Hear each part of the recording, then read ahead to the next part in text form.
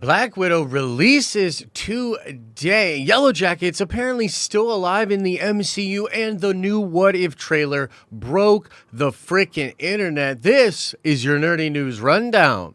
It's like the news, but for nerds. What's up, everybody? It's Josh. Welcome back to the channel. There's a lot of juicy stuff to get into, and I definitely want to talk about that What If trailer, some of the crazy things that are in it, and some of the things that people are saying. Oh, God, it's so good. So good. So good and tasty.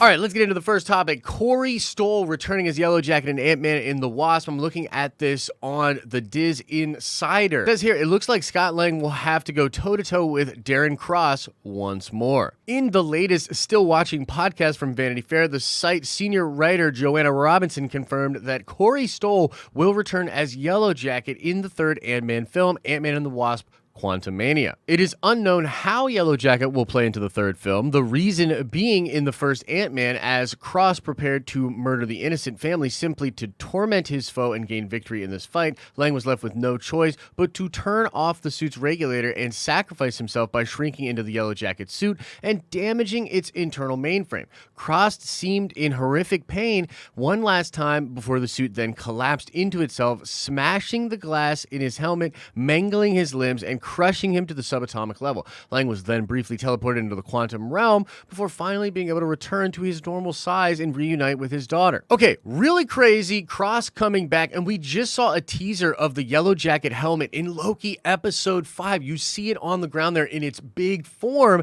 meaning that he had gone big at some point, and the Quantum Mania movie having Yellowjacket in there, I mean, could just be a fun thing where he didn't die in that other movie. He's just in the quantum realm, but could also be something to do with variance, ladies and gentlemen. Variance is the new hot thing out there, and what if this is a variant of Yellowjacket that's from a different reality or something like that, coming back to our universe and still wants revenge on Hank Pym and Scott Lang? Oh, God, it's so good.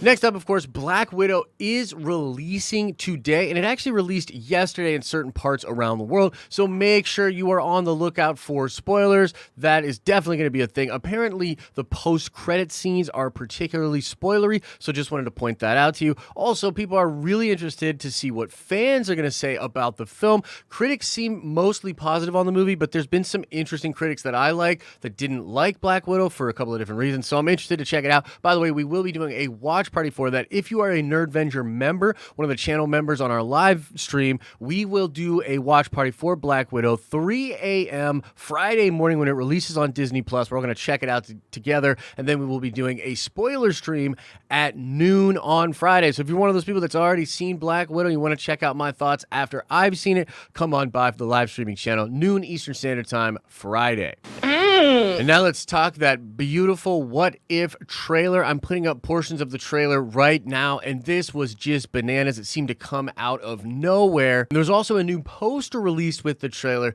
and there's just a bunch of surprises and cool Easter eggs all over this thing. I'm not going to go into this frame by frame, but it seems to start out with Tony Stark in that famous scene at the beginning of the whole MCU, man, the first MCU movie, right, where the bomb lands, and it is instead Eric Killmonger that saves him. That's going to be really interesting and spins off into a variant timeline, perhaps. There's Howard the Duck, there's T'Challa as a Ravager, there's some kind of evil Doctor Strange. We get a great look at Captain Carter. We see Spider-Man, and on the poster we also see Spider-Man seemingly dressed as the Sorcerer Supreme. We get a slight introduction to Uatu the Watcher, explaining how he watches things and he's not supposed to get involved, etc., etc. You see some zombies. It's really freaking crazy, man. I saw on the Discord for the Den of Nerds that after this trailer came out, a lot of people very hyped up about this thing. You know, folks that maybe weren't even that excited for the show before this trailer were like, whoa, this seems really, really cool. And from what I've seen on Twitter and Reddit, it seems like Marvel fans are absolutely blown away. And there seems to be a lot of people thinking that this show could actually tie into the MCU live action in some ways. I think partially because of Doctor Strange, his involvement with this, and the evil Strange versus the other Strange that may well be our Strange. And we also see a bunch of different Lokis in the trailer, and we just got introduced to a bunch of different Loki variants in the Loki show. So might this be connected connected to live action in some way. I don't know, but that's definitely something that people are talking about there on the interwebs. Now, the only other really crazy thing to take away from the trailer, and there's so many fan theories, and we're going to be doing live streams tonight breaking it down, so check that out over on the live streaming channel as well. But there seems to be a shot where Spider-Man is fighting Wanda, the Scarlet Witch, and we're all really interested in the Nexus events and her teases of being a Nexus being from WandaVision, and if that's actually going to pay itself off. And if this does connect to the Multiverse of Madness, it's very likely that Wanda has something to do with the breaking of the multiverse and what is rumored to be some kind of a plan by Shuma Gorath to take over the multiverse.